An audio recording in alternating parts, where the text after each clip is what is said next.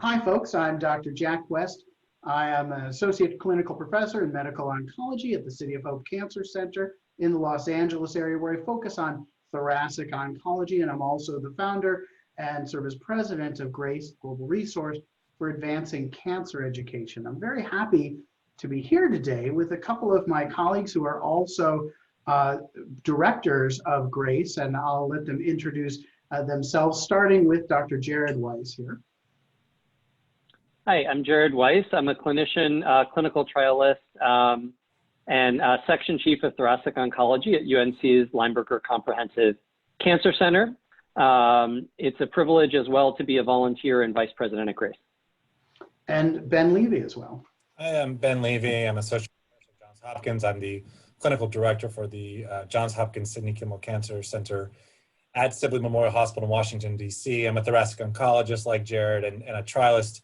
Also serve on the board of GRACE. Very privileged to be a part of that and privileged to be here to talk about COVID. So we are going to talk for a bit about some of the key questions that patients have been asking about coronavirus and COVID-19. And first, just a small distinction. Coronavirus is the name of the virus and the infection. COVID-19 is the actual syndrome of symptoms that accompany it. So you can have few or no symptoms from a coronavirus infection, in which case you wouldn't really have COVID-19, but you might hear those terms used somewhat interchangeably. Now, one question that I think is really on the minds of a lot of people is, should they get tested if they have cancer, whether they have symptoms or not? And this may really be a factor depending on where you are and what tools are available to you. Ben, what are your thoughts here? Yeah, I wish we had the resources, obviously, to test everybody. I think we'd be in a very different place with those resources, and it may help steer strategy. But I think current guidelines and our guidelines at Hopkins are not to test patients unless they have certain symptoms. And I think every institution has a different guidelines on when somebody becomes a person under investigation, or a PUI, or patient under investigation, a PUI. But for us, we certainly do have guidelines. Those guidelines are based on certain symptoms, or coming from certain regions, or even coming from a long-term facility with certain symptoms. We've come up with guidelines for testing only under those circumstances. And so a patient without any symptoms, who's doing well, who's not from a long-term facility, we generally don't offer testing, even in the setting, obviously, if they have lung cancer. We tend to try to follow the guidelines. And how about the symptoms in particular that would trigger? Yeah, so fortunately, I just went over these because a patient just called, but we have 7 symptoms now that you have to have 2 of the following. It's fevers, chills, shortness of breath, cough, sore throat, and then headache and diarrhea. So you have 2 of those 7 symptoms, then you are considered a PUI and should get testing as an outpatient unless you are sick and need to come to the hospital.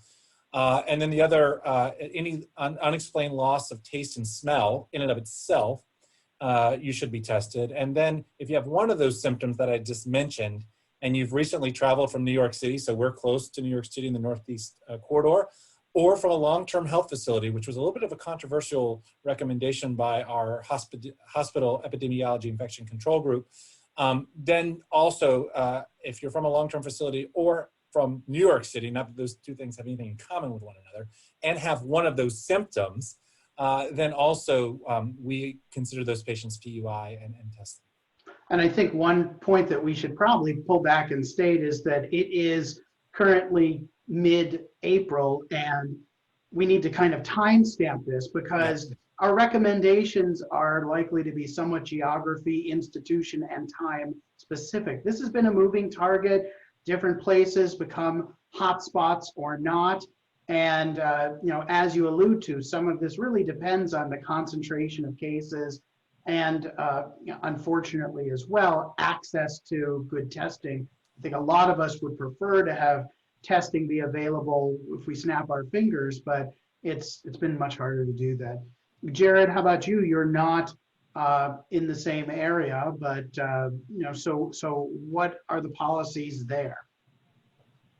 The themes are very similar to what Dr. Levy described, which is that we have criteria. They're more similar than different than what he described. But I believe in following them because we do have to triage the use of limited testing.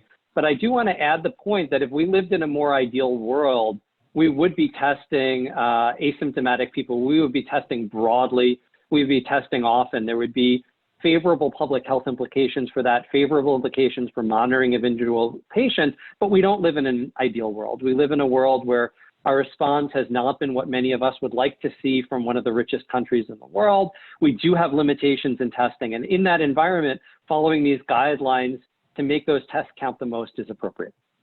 Yeah, it's unfortunate. I think it's probably easier to get a PET CT than to get COVID-19 testing or coronavirus testing for a lot of our patients. So, and I don't have really anything to add except that in California, there's a